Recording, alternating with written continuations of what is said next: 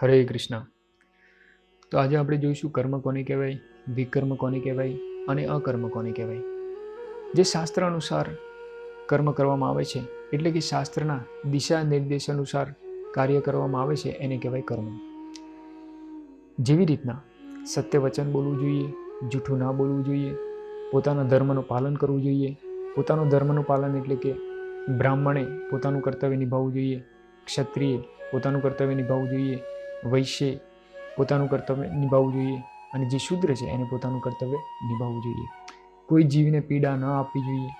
આ બધા જે શાસ્ત્રમાં બતાવેલા જે નિયમો છે એનું પાલન કરવું, એને કહેવાય છે કર્મ. અને જે પણ કોઈ વ્યક્તિ પૂરું જીવન આ ધર્મ અનુસાર એટલે કે શાસ્ત્ર અનુસાર કાર્ય કરે છે તો એને મૃત્યુ પછી સ્વર્ગીય ગ્રહ અથવા તો આ મૃત્યુલોકનું વૈભવ પ્રાપ્ત થતું હોય છે. હવે આપણે બીજું જોઈએ વિકર્મ. વિકર્મ એને કહેવામાં આવે છે કે શાસ્ત્રના દિશા નિર્દેશ અનુસાર કાર્ય નથી કરવામાં આવતું અથવા તો એનાથી વિરોધ જે કાર્ય કરવામાં આવે છે એને કહેવાય છે વિકર્મ.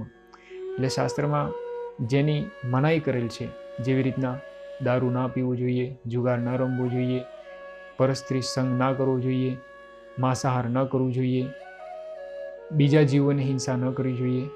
અને જે કોઈ વ્યક્તિ આ કરે છે એને કહેવાય છે વિકર્મ. અને આવા વ્યક્તિઓને મૃત્યુ પછી નરક લોકની પ્રાપ્તિ થતી હોય છે. અને ત્રીજું છે અકર્મ. અકર્મ એને કહેવામાં આવે છે કે નિષ્કામ ભાવથી ફળની અપેક્ષા રાખ્યા વગર ભગવાનની પ્રસન્નતા માટે જે પણ કોઈ કાર્ય કરવામાં આવે છે એને કહેવાય છે અકર્મ. એ વ્યક્તિને આ પાપ અને પુણ્યના ફળ ભોગવવા પડતા છે નહીં. ભગવદ્ ગીતામાં ભગવાન કહે છે, યજ્ઞાર્થાત કર્મણો નેત્ર લોકોયમ કર્મ બંધના તદર્થમ કર્મ કૌંતેય મુક્ત સંગ સમાચર. એટલે કે જે પણ કોઈ વ્યક્તિ યજ્ઞ એટલે કે ભગવાન વિષ્ણુ ભગવાન કૃષ્ણની પ્રસન્નતા માટે કાર્ય કરે છે તો એને આ કર્મના બંધનમાં પડવું પડતું છે નહીં.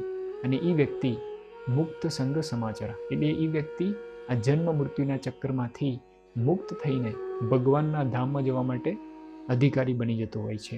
તો એને કહેવાય છે અકર્મ. અને બીજી ભાષામાં એને ભક્તિ યોગ પણ કહેવામાં આવે છે કે જે ભગવાનની પ્રસન્નતા માટે કાર્ય કરવામાં આવે છે.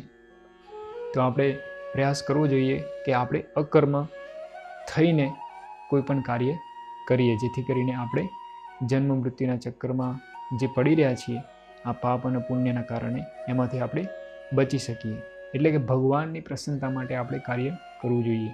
અને કળિયુગમાં એ છે ભગવાનનું નામ લેવું, ભગવાનનું રૂપનું ચિંતન કરવું, ભગવાનનું નામ રૂપ ગુણ ગાવા, ભગવાનની લીલાનું ચિંતન કરવું, ભગવાનનું શ્રવણ કરવું. એટલે કે અનેક પ્રકારની ભગવાનની ભક્તિની ક્રિયાઓ જે છે એ બતાવેલી છે શાસ્ત્રમાં.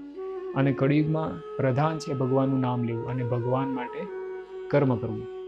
કોઈ પણ વસ્તુ આપણે જેવી રીતના આપણે કોઈ પણ જગ્યાએ કામ કરતા હોઈએ તો ભગવાનને ચિંતન કરીને આપણે કાર્ય શરૂઆત કરવી, ભગવાન માટે આપણે કર્મ કરી રહ્યા છીએ એવી આપણી ભાવના હોવી જોઈએ કે આ જે હું જે કમાવું છું એનું ફળ જે છે હું ભગવાનને આપીશ અને જે મારું જીવન નિર્વાહ માટે જે પણ કોઈ આવશ્યકતા છે એનું હું એ ફળથી નિર્વાહ કરીશ અને બાકીનું ફળ જે છે હું ભગવાનને સમર્પિત કરીશ.